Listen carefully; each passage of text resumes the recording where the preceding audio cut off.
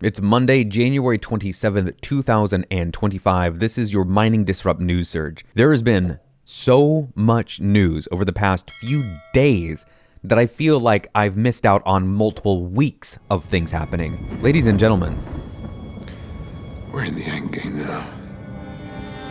I'm here for your Bitcoin education and entertainment. If you want some financial advice, you gotta go elsewhere. Before we get into this wild, truly insane whirlwind few days of news, let's cover the numbers. You can look at the numbers. You know what the price is up here, 105,000. You already knew that. You know what the nodes are? You might not have known that. Over 21,000, looking real good.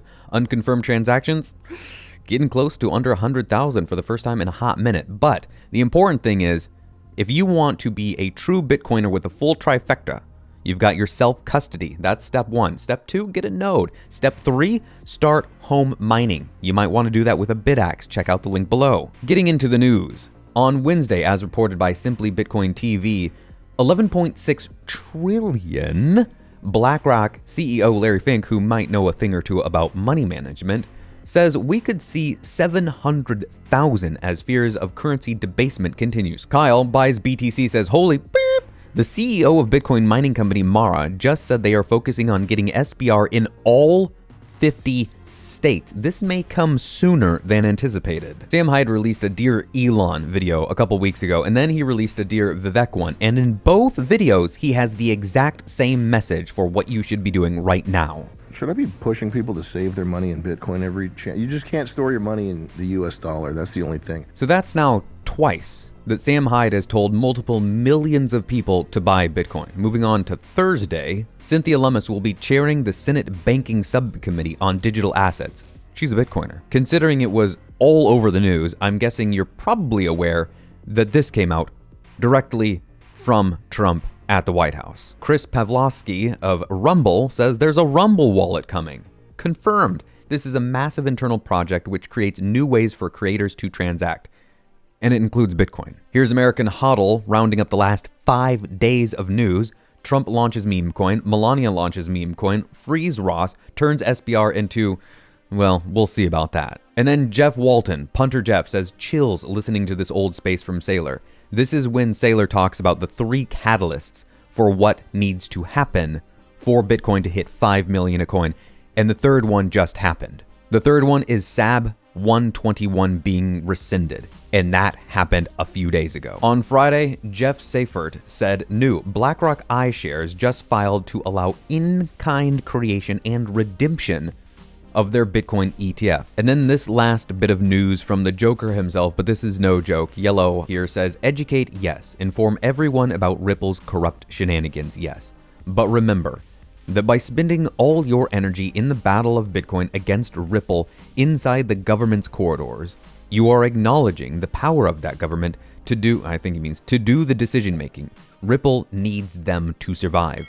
Bitcoin doesn't. And in the end, F Ripple and F the government too. And that leads me directly into the opinion section. Does this whole Ripple thing matter in the large scheme of things over the course of the next 10, 15, 20 years? I don't think so. I don't think much matters. I think that Bitcoin is the tortoise in the ultimate race of currencies, of monies around the world. And I think it might not be the most interesting, it might not be the most exciting, but it ultimately wins, period, no questions asked. Are there going to be more interesting things where you could make a whole lot of money, but also lose a whole lot of money? Yeah, probably. Yeah, there probably will be. And how will you know which one to put your money on? Who's to say? Who's to say? I'm not going to try and tell you. I wouldn't dare try and tell you. All I do know, and I've said this 100 times and I'll say it 100 times more, our current monetary system is royally behoobered up the wajuber, if you know what I mean. It's not good. And is Bitcoin the best thing that we have to save us from that system? I don't know. But I don't know of anything better. I have put dozens, if not hundreds, if not multiple, I'm not kidding, thousands of hours of research into Bitcoin, because when you go hard like I have and so many others have, you don't do it just willy-nilly. You really, really, really want to know what you're putting your money into. Because if you don't believe it and know it inside and out, then you shouldn't be touching it. Ultimately, I do think that Bitcoin wins, but I do think that this is a very, extremely, highly important battle for the near term, the next 1, 2, 3, 5 years and less.